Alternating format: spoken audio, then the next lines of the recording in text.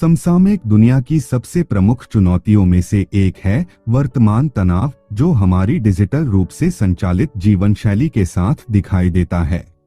काम की निरंतर मांग, व्यक्तिगत दायित्व और प्रौद्योगिकी के माध्यम से निरंतर कनेक्टिविटी दीर्घकालिक तनाव का कारण बन सकती है। प्रौद्योगिकी द्वारा सुगम अंतर संबंधों के बावजूद अकेलेपन और अलगाव की व्यापकता के कारण कई लोगों को डिजिटल दुनिया में वास्तविक मानवीय संबंधों की कमी महसूस होती है, जो अक्सर व्यक्तिगत संबंधों पर आभासी बातचीत को प्राथमिकता देती है। वित्तीय चिंताएं और आर्थिक अस्थिरता आधुनिक दुनिया में चिंता के सामान्य स्रोत हैं। वित्त ऋण का प्रबंधन करना और किसी का वित्तीय भविष्य सुरक्षित करना भारी पड़ सकता है। चिंता और अवसाद जैसे मानसिक स्वास्थ्य संबंधी मुद्दों की बढ़ती व्यापकता हमारे समय की एक और गंभीर चुनौती है। आधुनिक जीवन का दबाव मानसिक स्वास्थ्य पर महत्वपूर्ण प्रभाव डाल सकता है। इसके अलावा आज बहुत से लोग अपने काम और दैनिक गतिविधियों के अर्थ पर सवाल उठाते हैं, जिससे उनमें उद्देश्यहीनता की भावना पैदा होती है। इस संदर्भ में मैं हेक्टर गार्सिया और फ्रांसिस्क मिरालेस की पुस्तक Ikigai the Japanese secret to a long and happy life का परिचय देना चाहूंगा। यह पुस्तक इकिगाई की जापानी अवधारणा का एक मनोरम अन्वेषण है। यह पुस्तक ओकिनावा के एक गांव ओगिमी के निवासियों की प्रथाओं और दर्शन की जांच करके एक पूर्ण और उद्देश्यपूर्ण जीवन की खोज में उतरती है, जो असाधारण रूप से बड़ी संख्या में शताब्दीवासियों के लिए जाना जाता है और उनके ज्ञान को व्यावहारिक अंतर्दृष्टि में बदल देती है। पुस्तक 10 पाठ प्रदान करती है। प्रत्येक पाठ इकिगाई के एक प्रमुख पहलू पर केंद्रित है। पुस्तक के सारांश में उतरने से पहले मैं आपको लेखकों का परिचय देना चाहूंगा। गार्सिया का जापान के प्रति आकर्षण उनके विश्वविद्यालय के वर्षों के दौरान शुरू हुआ, जब उन्होंने टोक्यो में कंप्यूटर इंजीनियरिंग का अध्ययन करने का फैसला किया। उन्हें इस बात का अंदाजा नहीं था कि यह महत्वपूर्ण निर्णय न केवल उनके करियर को आकार देगा, बल्कि जापानी जीवन और दर्शन की जटिलताओं को समझने के लिए जीवन भर का जुनून भी जगाएगा। जापान में एक सॉफ्टवेयर इंजीनियर के रूप में काम करते हुए उन्होंने खुद को देश की संस्कृति में डुबो दिया। बार्सिलोना, स्पेन में जन्मे फ्रांसिस्क मिरालेस ने शुरुआत में पत्रकारिता में डिग्री हासिल की और संचार के प्रति आजीवन प्रतिबद्धता और मूल्यवान अंतर्दृष्टि साझा करने के लिए मंच तैयार किया। मिरालेस का जापान के प्रति आकर्षण देश की उनकी व्यापक यात्राओं के दौरान जागृत हुआ।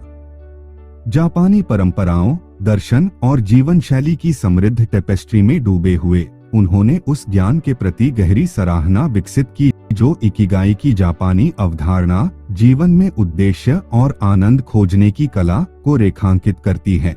लेखक इकिगाई की अवधारणा प्रस्तुत करते हैं, जो एक जापानी शब्द है। वे उद्देश्य की भावना रखने के महत्व पर प्रकाश डालते हैं, जिससे लंबे समय तक और खुशहाल जीवन जिया जा सकता है। लेखक जापान के ओकिनावा में ओगिमी गांव की कहानी साझा करते हैं, जो दुनिया में शताब्दीवासियों की सबसे अधिक आबादी में से एक के लिए प्रसिद्ध है। वे गांव के निवासियों की उल्लेखनीय दीर्घायु और जीवन शक्ति पर प्रकाश डालते हैं, जो सैकड़ों की संख्या में रहते हैं। इस दीर्घायु की कुंजी, लेखक सुझाव देते हैं, ग्रामीणों के जीवन में इकिगाई की उपस्थिति है। इकिगाई की अवधारणा जापानी संस्कृति में गहराई से समाई हुई है और यह एक मौलिक विश्वास का प्रतिनिधित्व करती है कि प्रत्येक व्यक्ति के जीवन में एक अद्वितीय उद्देश्य होता है। यह उद्देश्य अक्सर इस बात का संयोजन होता है कि किसी को क्या पसंद है, वह किसमें अच्छा है, दुनिया को क्या चाहिए और वह किसके लिए भुगतान कर सकता है। यह इन 4 तत्वों का प्रतिच्छेदन है जो किसी की इकिगाई का निर्माण करता है। लेखक इस बात पर जोर देते हैं कि किसी की इकिगाई की खोज करना एक व्यक्तिगत यात्रा है और इसे खोजने का कोई सार्वभौमिक सूत्र नहीं है। उनका सुझाव है कि इसमें अक्सर आत्मचिंतन, आत्मनिरीक्षण और किसी के जुनून, प्रतिभा, मूल्यों और इच्छाओं की गहरी खोज शामिल होती है। इसके अतिरिक्त उनका तर्क है कि इकिगाई एक स्थिर अवधारणा नहीं है, बल्कि किसी के जीवन भर विकसित और बदल सकती है। लेखक पाठकों को इस विचार से परिचित कराते हैं कि उनकी उम्र या परिस्थितियों की परवाह किए बिना वे अपनी खुद की इकिगाई की खोज के लिए यात्रा पर निकल सकते हैं और अधिक पूर्ण और आनंदमय जीवन जी सकते हैं। यह अवधारणा शेष पुस्तक के लिए एक आधार के रूप में कार्य करती है, पाठकों को अपने स्वयं के उद्देश्य की भावना पर विचार करने और अपनी इकिगाई की खोज शुरू करने के लिए प्रोत्साहित करती है। यह इस बात की गहन खोज के लिए माहौल तैयार करता है कि कैसे यह प्राचीन जापानी अवधारणा जीवन के प्रति किसी के दृष्टिकोण को बदल सकती है और अधिक खुशी और दीर्घायु की ओर ले जा सकती है। यदि आपको अब तक इस पुस्तक के ज्ञानवर्धक सारांश में मूल्य मिला है, तो अपनी प्रशंसा दिखाने के लिए लाइक बटन प्रेस करना न भूलें। इस वीडियो को अपने दोस्तों, परिवार और सहकर्मियों के साथ साझा करने से उन्हें तनाव और चिंता से उबरने में मदद मिल सकती है। और यदि आप उतने ही उत्साहित हैं जितना हम अधिक विचारोत्तेजक सामग्री में गोता लगाने को लेकर हैं, तो सब्सक्राइब बटन दबाना सुनिश्चित करें और शिक्षार्थियों और उपलब्धि हासिल करने वालों के हमारे समुदाय में शामिल हों। पुस्तक बुढ़ापे तक सक्रिय रहने और जीवन में लगे रहने के ओकिनावान दर्शन पर चर्चा करती है।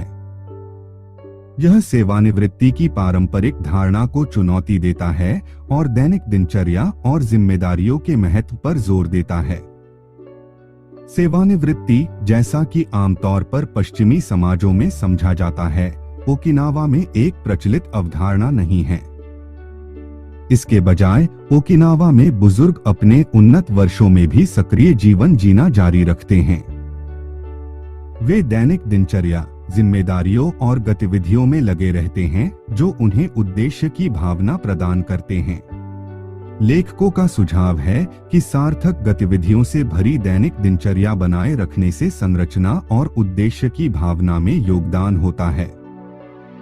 इस दिनचर्या में अक्सर बागवानी, जानवरों की देखभाल करना या शौक पूरा करना जैसी गतिविधियां शामिल होती हैं। ऐसी गतिविधियां न केवल शरीर को सक्रिय रखती हैं, बल्कि मानसिक उत्तेजना और हर दिन बिस्तर से बाहर निकलने का कारण भी प्रदान करती हैं। लेखक इकिगाई कार्य की अवधारणा का भी पता लगाते हैं, जो पारंपरिक सेवानिवृत्ति की आयु तक पहुंचने के बाद भी किसी पसंदीदा चीज पर काम करना जारी रखने के विचार को संदर्भित करता है। कार्य का यह रूप वित्तीय आवश्यकता से प्रेरित नहीं है, बल्कि समाज में योगदान करने के वास्तविक जुनून और इच्छा से प्रेरित है। यह इस विचार का उदाहरण देता है कि काम किसी के जीवन भर गहरी पूर्ति और उद्देश्य का स्रोत हो सकता है। लेखक इस बात पर जोर देते हैं कि सेवानिवृत्ति की धारणा की फिर से कल्पना की जानी चाहिए।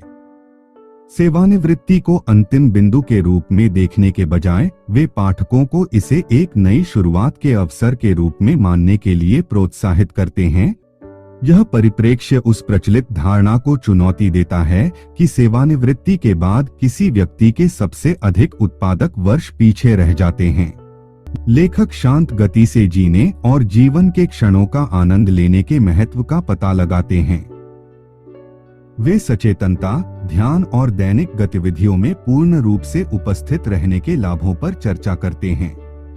पुस्तक प्रवाह के अभ्यास पर चर्चा करती है, जो किसी गतिविधि में पूर्ण विसर्जन की स्थिति है, जहां समय स्थिर प्रतीत होता है। यह अवस्था अक्सर खुशी और तृप्ति की भावना से जुड़ी होती है। उनका सुझाव है कि प्रवाह को प्रेरित करने वाली गतिविधियों को ढूंढना इकिगाई का अनुभव करने का एक मार्ग हो सकता है। सूक्ष्म क्षणों की अवधारणा का भी पता लगाया गया है, जिसमें छोटे रोजमर्रा के अनुभवों में खुशी ढूंढना शामिल है। यह सुंदर सूर्योदय की सराहना करने, एक कप चाय का आनंद लेने या प्रियजनों के साथ समय बिताने जितना आसान हो सकता है। लेखकों का तर्क है कि इन सूक्ष्म क्षणों को पहचानने और संजोने से किसी के जीवन की समग्र गुणवत्ता में उल्लेखनीय वृद्धि हो सकती है। लेखक ध्यानपूर्वक खाने, प्रत्येक टुकड़े का स्वाद लेने और भोजन के स्वाद और बनावट पर ध्यान देने की प्रथा पर ध्यान देते हैं। यह दृष्टिकोण न केवल पाक अनुभव को बढ़ाता है, बल्कि स्वस्थ खानपान और बेहतर पाचन को भी बढ़ावा देता है। लेखक नागामे या दीर्घ जीवन दृष्टिकोण की जापानी अवधारणा को भी छूते हैं, जिसमें जीवन पर धैर्यवान और दीर्घकालिक दृष्टिकोण अपनाना शामिल है। यह परिप्रेक्ष्य व्यक्तियों को अपने कार्यों में धैर्यवान और दृढ़ रहने के लिए प्रोत्साहित करता है, चाहे वह रिश्तों, करियर या व्यक्तिगत विकास में हो। यह पुस्तक ओकिनावा के निवासियों की असाधारण दीर्घायु में योगदान देने वाली आहार संबंधी आदतों की पड़ताल करती है। यह इस बात की अंतर्दृष्टि प्रदान करता है कि उनका आहार उनके लंबे और स्वस्थ जीवन में कैसे योगदान देता है और बेहतर स्वास्थ्य के लिए खाने में संयम और संतुलन के सिद्धांतों को कैसे लागू किया जा सकता है। लेखक इस बात पर प्रकाश डालते हैं कि ओकिनावान आहार सादगी और संतुलन पर केंद्रित है। वे ताजा, स्थानीय रूप से प्राप्त और मौसमी खाद्य पदार्थों के सेवन पर जोर देते हैं। आहार मुख्य रूप से पौधे आधारित है और इसमें विभिन्न प्रकार की सब्जियां, फलियां, अनाज और मछली और कम वसा वाले मांस के छोटे हिस्से शामिल हैं। इसमें प्रसंस्कृत खाद्य पदार्थ, चीनी और संतृप्त वसा कम होती है। ओकिनावान आहार के प्रमुख सिद्धांतों में से एक है हारा हाची बू, जिसका मोटे तौर पर अनुवाद 80% पेट भरने तक खाओ होता है। यह अभ्यास व्यक्तियों को पूरी तरह से तृप्त महसूस करने से पहले खाना बंद करने के लिए प्रोत्साहित करता है, जिससे उनके शरीर को भोजन को अधिक कुशलता से संसाधित करने और अधिक खाने से रोकने की अनुमति मिलती है। यह संयम और ध्यानपूर्वक खाने के विचार से मेल खाता है। लेखक विभिन्न प्रकार के रंगीन और पोषक तत्वों से भरपूर खाद्य पदार्थ खाने के महत्व पर भी बात करते हैं। ओकिनावान विभिन्न प्रकार के फलों और सब्जियों का सेवन करते हैं, जो विभिन्न प्रकार के विटामिन, खनिज और एंटीऑक्सीडेंट प्रदान करते हैं। माना जाता है कि ये पोषक तत्व उनके समग्र स्वास्थ्य और दीर्घायु में योगदान करते हैं। पुस्तक नियमित संतुलित भोजन और भाग नियंत्रण के अभ्यास की पड़ताल करती है। ओकिनावान विशिष्ट समय पर और सीमित मात्रा में भोजन करते हैं, जिससे उनके शरीर को भोजन को प्रभावी ढंग से पचाने और पूरे दिन स्थिर ऊर्जा स्तर बनाए रखने की अनुमति मिलती है। लेखक सामाजिक संबंधों के महत्व और कल्याण और दीर्घायु पर संबंधों के पोषण के सकारात्मक प्रभाव पर प्रकाश डालते हैं। वे सामाजिक बंधनों के महत्व पर जोर देने के लिए ओकिनावा, जापान के घनिष्ठ समुदायों से अंतर्दृष्टि प्राप्त करते हैं। पुस्तक ओकिनावान्स के जीवन में सहायक मित्रता और मजबूत सामुदायिक संबंधों की भूमिका पर प्रकाश डालती है। ये कनेक्शन अपनेपन, उद्देश्य और सुरक्षा की भावना प्रदान करते हैं। लेखक इस बात पर जोर देते हैं कि किसी के सामाजिक रिश्तों की गुणवत्ता जीवन में उनकी समग्र खुशी और संतुष्टि को महत्वपूर्ण रूप से प्रभावित कर सकती है। इस संदर्भ में खोजी गई एक प्रमुख अवधारणा मोआइस है, जो ओकिनावा में अनौपचारिक सामाजिक सहायता समूह है। मोइज ऐसे व्यक्तियों से बना है जो जीवन भर एक दूसरे को भावनात्मक, वित्तीय और सामाजिक सहायता प्रदान करने के लिए एक साथ आते हैं। ये समूह आपसी जिम्मेदारी की भावना को बढ़ावा देते हैं और एक सुरक्षा जाल बनाते हैं जो उनके सदस्यों की भलाई में योगदान देता है। लेखक द्वीप समय की अवधारणा पर भी चर्चा करते हैं। यह शब्द ओकिनावा में जीवन की इत्मीनान और इत्मीनान वाली गति का वर्णन करने के लिए इस्तेमाल किया जाता है।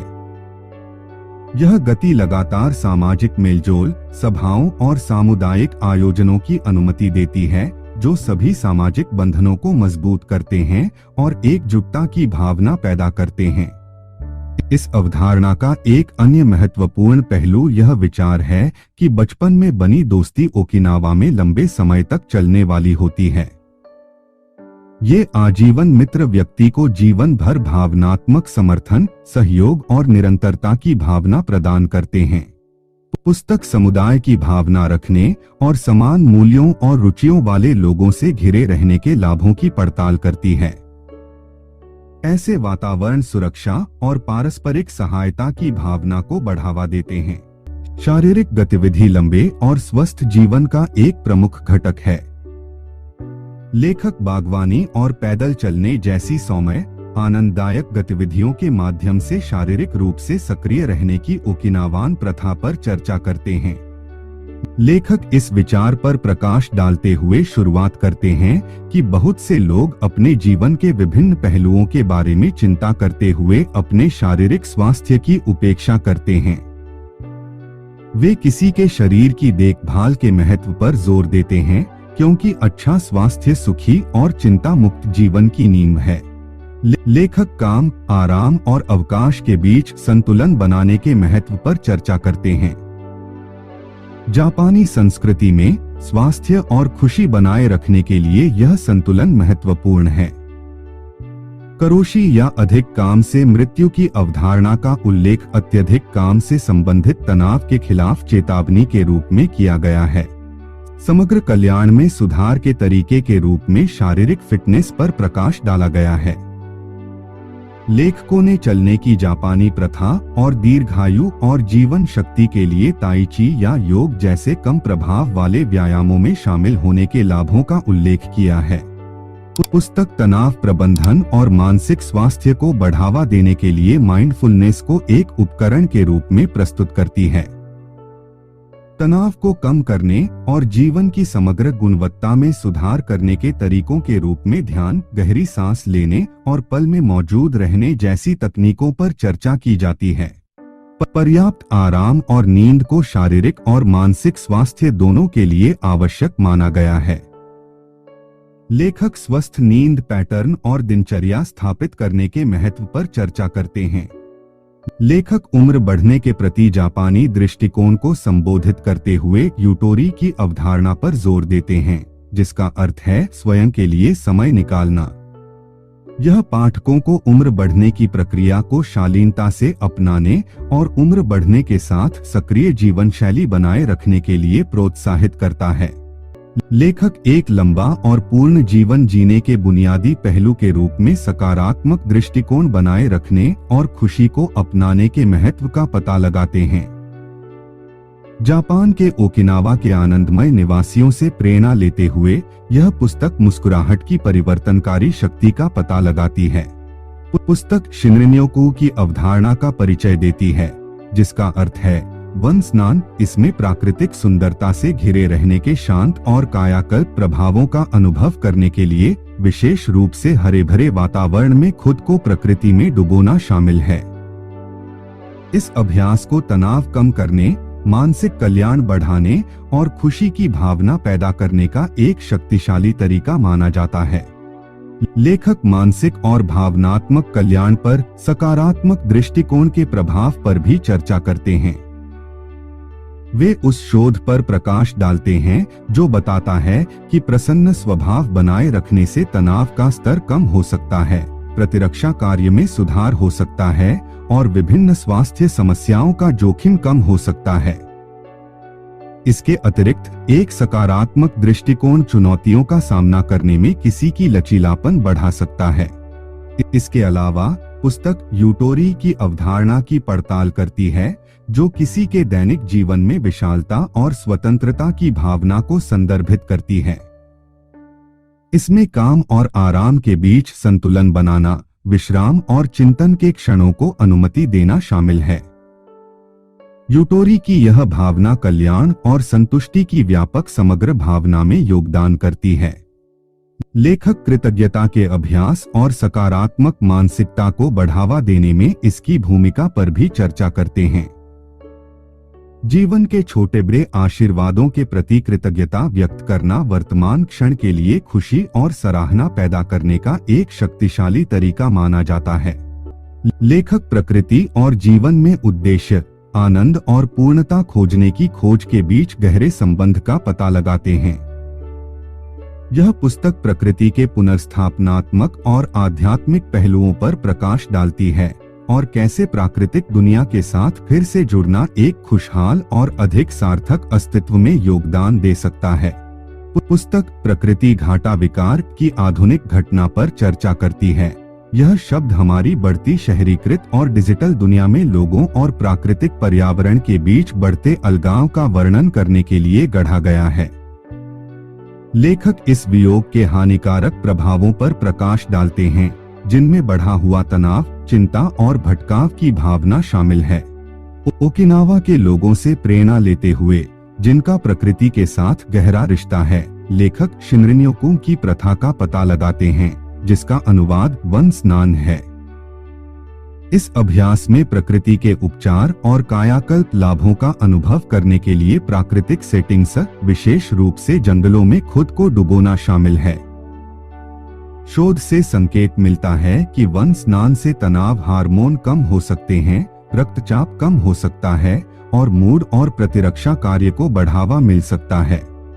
यह पुस्तक ब्लू जोन की अवधारणा पर भी प्रकाश डालती है, जो दुनिया के ऐसे क्षेत्र हैं जहां लोग काफी लंबा और स्वस्थ जीवन जीते हैं। ओकिनावा एक ऐसा नीला क्षेत्र है और इसके निवासियों का प्रकृति के साथ मजबूत संबंध उनकी लंबी उम्र के लिए एक महत्वपूर्ण कारक माना जाता है। लेखक बाहर समय बिताने, तत्वों से जुड़ने और प्राकृतिक दुनिया की सुंदरता और शांति की सराहना करने के महत्व पर जोर देते हैं।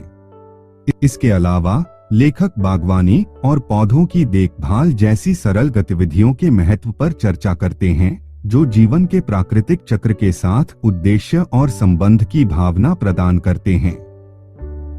ये गतिविधियां गहन ध्यानात्मक और पुनर्स्थापनात्मक भी हो सकती हैं। लेखक कृतज्ञता के अभ्यास और मानसिक और भावनात्मक कल्याण पर इसके प्रभाव पर चर्चा करते हैं। जीवन के आशीर्वाद के प्रति सराहना व्यक्त करना ओकिनावा वासियों के जीवन का एक सामान्य विषय है। लेखक अरिगाटो या धन्यवाद की जापानी अवधारणा पर चर्चा करते हैं, जो विनम्र शिष्टाचार तक सीमित नहीं है, बल्कि रिश्तों के मूल्य और दूसरों की दयालुता को स्वीकार करने में गहराई से निहित है। अरिगाटो कहने का कार्य लोगों के एक दूसरे के जीवन पर पड़ने वाले सकारात्मक प्रभाव की याद दिलाता है। कृतज्ञता को एक अभ्यास के रूप में प्रस्तुत किया जाता है, जिसे सचेत रूप से विकसित किया जा सकता है।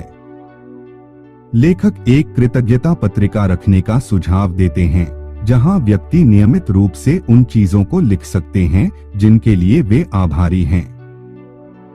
यह अभ्यास व्यक्ति का ध्यान जीवन के सकारात्मक पहलुओं की ओर स्थानांतरित करने में मदद करता है और अधिक आशावादी और सराहनीय मानसिकता को प्रोत्साहित करता है। पुस्तक गिरी की अवधारणा की भी पड़ताल करती है, जो दयालुता के कृत्यों का प्रतिदान करने के दायित्व या कर्तव्य की भावना को संदर्भित करती है। इसके अलावा लेखक स्वयं के प्रति आभार व्यक्त करने के महत्व पर जोर देते हैं। इसमें स्वयं के प्रयासों, उपलब्धियों और गुणों को पहचानना और उनकी सराहना करना शामिल है। यह पुस्तक किसी के दैनिक जीवन में खुशी, संतुष्टि और पूर्णता पाने के बुनियादी पहलू के रूप में वर्तमान क्षण में जीने और जीवन के अनुभवों का आनंद लेने के महत्व की पड़ताल करती है। लेखक इस बात पर जोर देते हैं कि वर्तमान क्षण ही एकमात्र समय है जो वास्तव में अस्तित्व में है, और अतीत पर ध्यान देना या भविष्य के बारे में चिंता करना किसी के जीवन की गुणवत्ता को कम कर सकता है। अध्याय पाठकों को सचेतनता अपनाने के लिए प्रोत्साहित करता है, एक ऐसा अभ्यास जिसमें बिना किसी निर्णय के वर्तमान क्षण पर पूरा ध्यान देना शामिल है। ज़ेन बौद्ध धर्म की सचेतन प्रथाओं से प्रेरणा लेते हुए लेखक ज़ेन के विचार पर चर्चा करते हैं। ज़ेन में शांति से बैठना और किसी के विचारों और संवेदनाओं को बिना लगाव के देखना शामिल है। यह अभ्यास व्यक्तियों को अपने आंतरिक अनुभवों के बारे में अधिक जागरूक होने और आंतरिक शांति की भावना पैदा करने की अनुमति देता है। लेखक वाबिसबी की अवधारणा का भी पता लगाते हैं, जो एक जापानी सौंदर्य दर्शन है जो अपूर्णता और क्षणभंगुरता की स्वीकृति पर केंद्रित है। वबीसबी सादगी, नश्वरता और समय बीतने में पाई जाने वाली सुंदरता की सराहना को प्रोत्साहित करता है। वबीसबी को अपनाने से चीजें जिस तरह से हैं, उससे संतुष्टि की भावना बढ़ सकती है। पुस्तक इचाइचिगो इचिए की प्रथा का परिचय देती है, जिसका अनुवाद एक समय एक बैठक है। यह जीवन के प्रत्येक क्षण और प्रत्येक मुठभेड़ की विशिष्टता पर जोर देता है। यह अभ्यास व्यक्तियों को हर स्थिति और बातचीत को सचेतनता और प्रशंसा के साथ करने के लिए प्रोत्साहित करता है, यह पहचानते हुए कि इसे कभी भी उसी तरह से दोहराया नहीं जाएगा। इसके अलावा लेखक उन गतिविधियों में संलग्न होने के लाभों पर चर्चा करते हैं जो प्रवाह की भावना लाते हैं, जहां व्यक्ति हाथ में लिए गए कार्य में पूरी तरह से लीन हो जाता है। प्रवाह की स्थिति को बढ़ावा देने वाली गतिविधियां वर्तमान क्षण में संतुष्टि और तल्लीनता की गहरी भावना पैदा कर सकती हैं। इकिगाई न केवल लंबा जीवन जीने के बारे में, बल्कि अधिक सार्थक और पूर्ण जीवन जीने के बारे में भी एक किताब है। यह वैज्ञानिक अनुसंधान, शतायु लोगों के साथ साक्षात्कार और पाठकों को अपनी खुद की इकिगाई की खोज के लिए एक रोड मैप प्रदान करने के लिए व्यावहारिक सलाह को जोड़ती है। अंततः यह हमें सिखाता है कि उद्देश्य के साथ, प्रकृति के साथ सद्भाव में, प्रियजनों से घिरा हुआ और कृतज्ञता से भरा जीवन एक खुशहाल और लंबे समय तक अस्तित्व में रह सकता है। और एक बार फिर, यदि आपको इस पुस्तक के ज्ञानवर्धक सारांश में मूल्य मिलता है, तो अपनी प्रशंसा दिखाने के लिए लाइक बटन दबाना न भूलें। इस वीडियो को अपने दोस्तों, परिवार और सहकर्मियों के साथ साझा करने से उन्हें तनाव और चिंता से उबरने में मदद मिल सकती है। और यदि आप उतने ही उत्साहित हैं जितना हम अधिक विचारोत्तेजक सामग्री में गोता लगाने को लेकर हैं, तो सब्सक्राइब बटन दबाना सुनिश्चित करें और शिक्षार्थियों और उपलब्धि हासिल करने वालों के हमारे समुदाय में शामिल हों।